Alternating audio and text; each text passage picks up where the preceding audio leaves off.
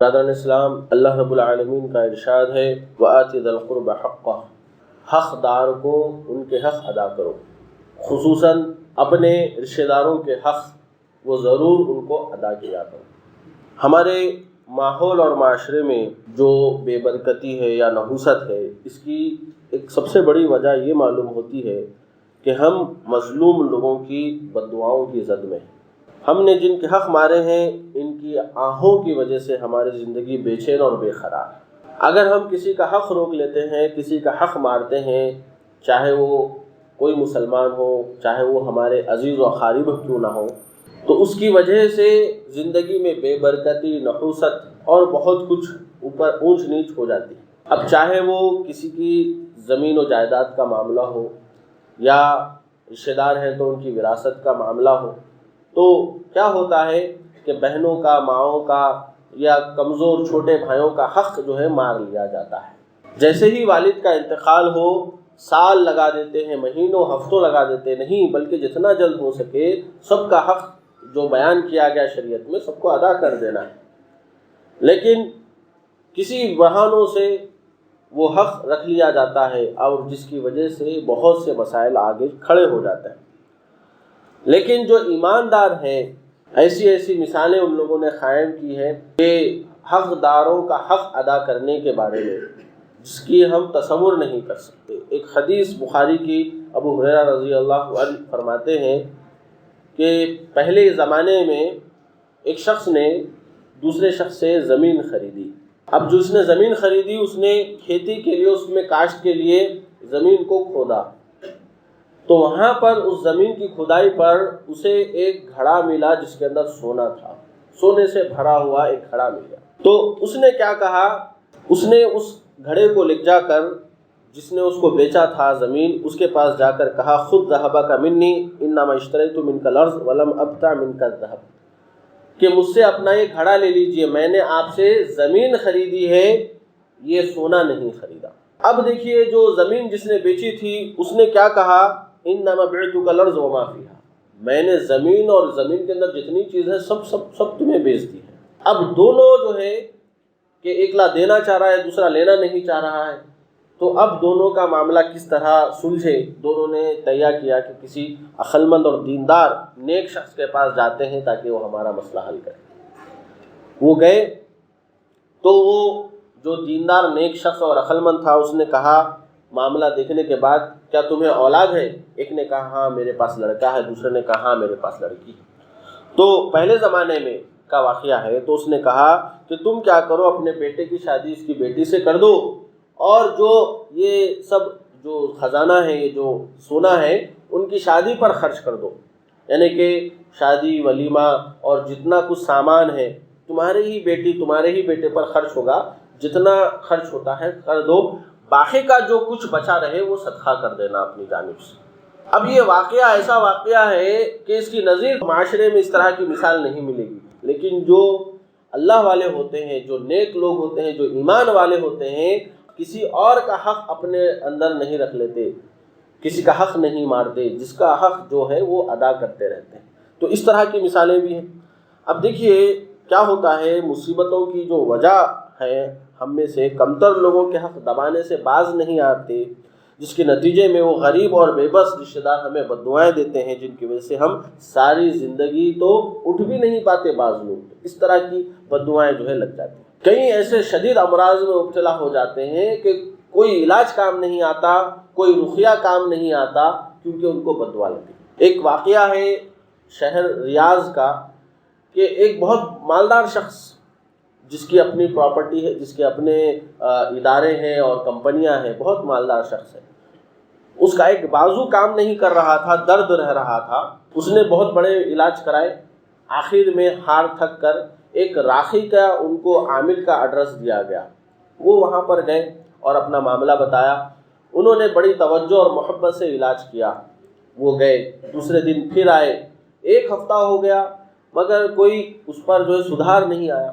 تو عامل جو ہے رات کے وقت اٹھے، تہجد میں دعائیں جو معمول تھا ان کا دعائیں کرے، اور کہا کہ اللہ کیا ماجرا ہے، مجھ سے یہ حل نہیں ہو رہا، کچھ مدد فرما۔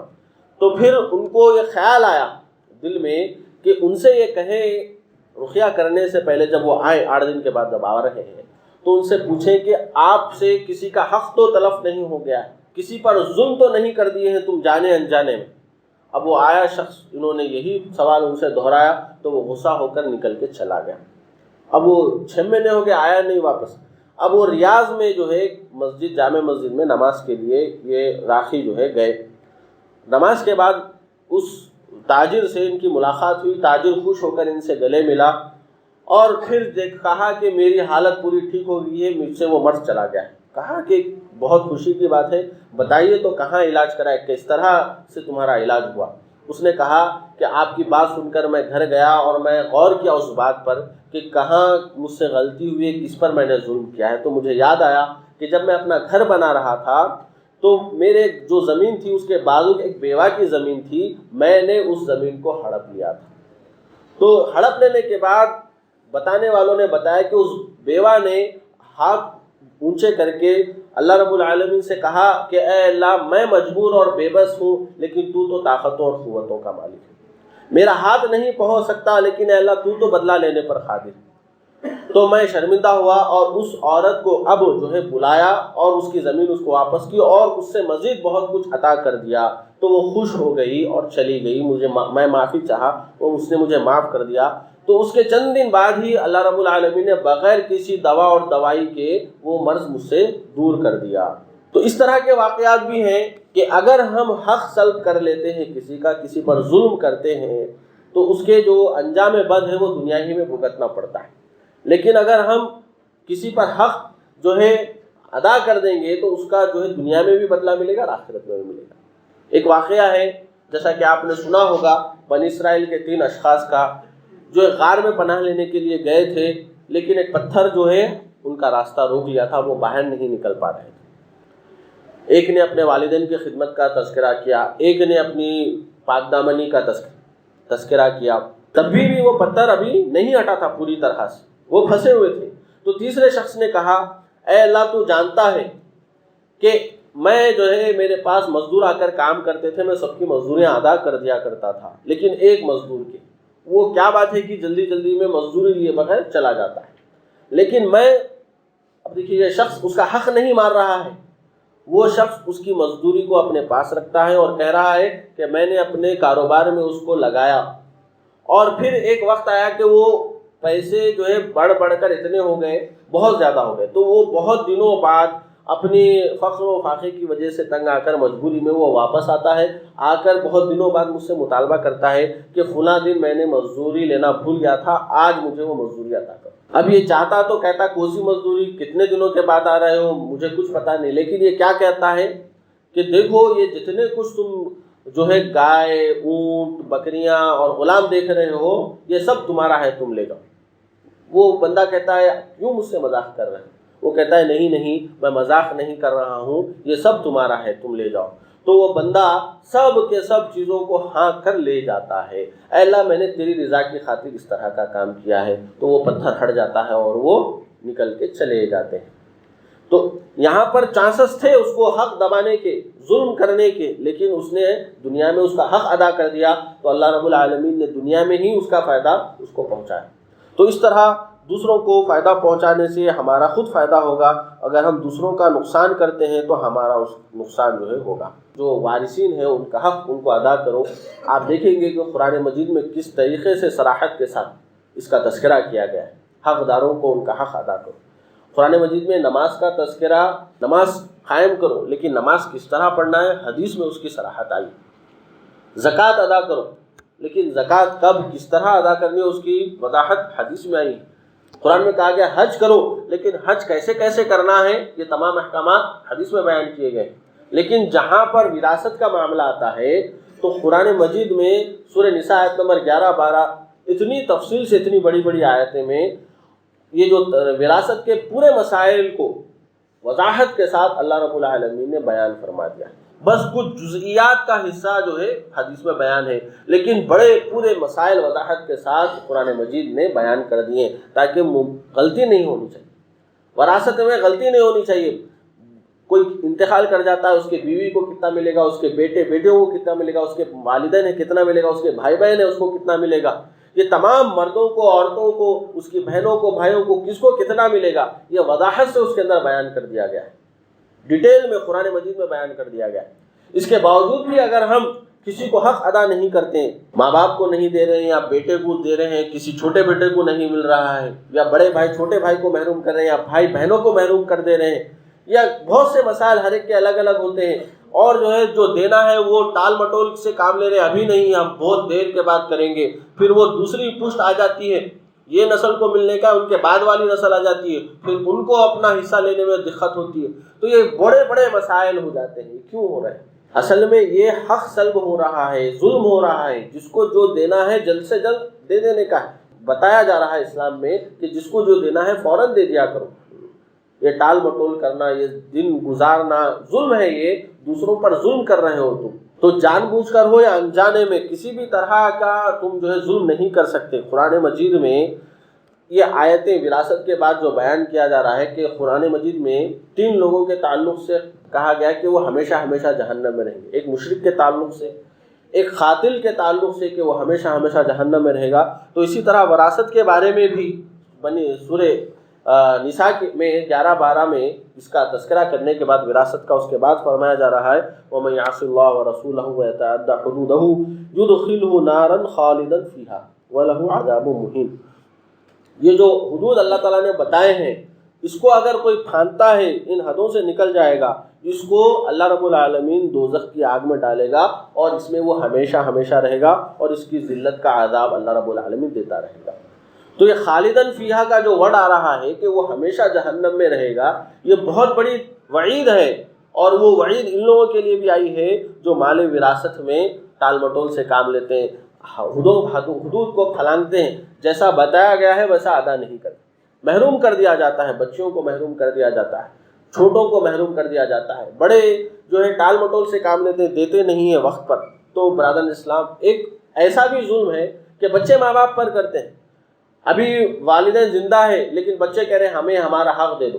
وراثت کب تقسیم ہوتی ہے؟ جب تک والدین زندہ ہے، جو زندہ ہے اس کا حق ہے، وہ اپنا مال جیسے چاہے وہ اس کا حق رکھتا ہے خرچ کرے، لیکن زندگی میں ہی اگر بچے مطالبہ کرنے لگ جائیں تو یہ بہت ہی غلط بات ہے، اس کو وراثت نہیں کہتے۔ انتقال کے بعد جو ہے جو بچے گا وہ جو ہے ان کو وراثت میں ملے گا، وہ تقسیم کر سکتے ہیں۔ جب تک والدین زندہ ہے ان کی خدمت کر کے اپنا مقام جو ہے جنت میں بنا لیں، ان کی خدمت کر کے دنیا و آخرت سنوار لیں۔ مرنے کے بعد ہوگا، پہلے ہی مانگتے رہتے ہیں تو یہ بھی والدین پر بہت بڑا ظلم ہے۔ تو دونوں طرف سے ظلم نہیں ہونا چاہیے، تو سب کا حق ادا کرتے رہنا چاہیے۔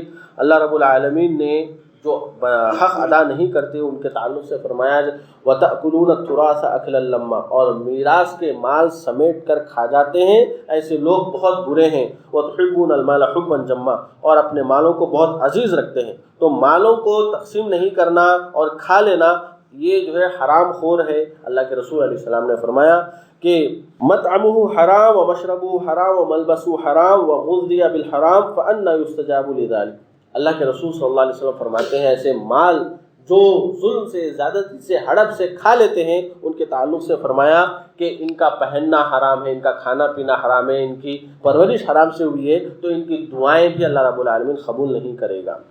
اور پھر ایک حدیث میں بتایا جا رہا ہے کہ ایسے لوگوں کے عمر بھر کے اعمال اکارت کر جائیں گے جو دوسروں کا مال ہڑپ لیتے تھے، جو دوسروں پر ظلم کرتے تھے ان کی مال و جائیداد ہڑپ کرنے کے لیے۔ اللہ کے رسول نے فرمایا میری امت کا سب سے بڑا مفلس وہ شخص ہے جو بڑے نیکیاں لے کر تو آئے گا مگر اس کا مال کھایا ہوگا، اس کی دولت، اس کی پراپرٹی، اس کا حق ادا نہیں کیا ہوگا، ظلم کیا ہوگا دوسروں پر، تو اس کی نیکیاں ان کو دے دی جائیں گی اور ان کے گناہ اس کے اوپر لاد کے اس کو جہنم رسید کر دیا جائے گا۔ تو یہ سخت وعید اللہ کے رسول صلی اللہ علیہ وسلم سنا رہے ہیں۔ نبی صلی اللہ علیہ وسلم کی خدمت میں 2 شخص آتے ہیں مال و جائیداد وراثت کا معاملہ لے کر۔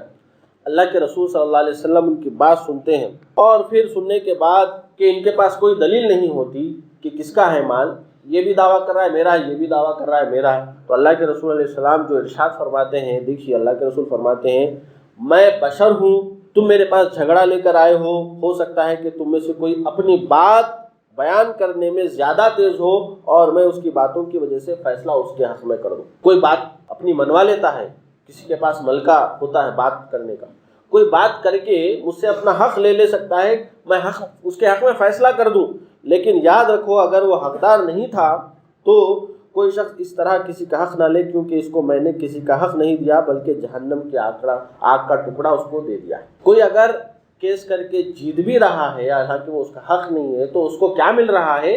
جہنم کی آگ کا ٹکڑا اس کو مل رہا ہے۔ یہ اللہ کے رسول صلی اللہ علیہ وسلم فرمایا۔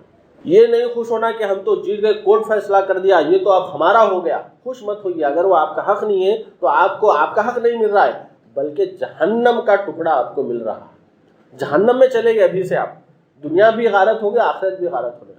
تو ہم دعا کرتے ہیں کہ رب العالمین ہمیں شریعت پر کما حق عمل پر رہنے کی توفیق عنایت فرمائے، ظلم و زیادتی سے بچائے، سب کے حقوق ادا کرنے کی توفیق عنایت فرمائے۔ وآخر دعوانا الحمدللہ رب العالمین۔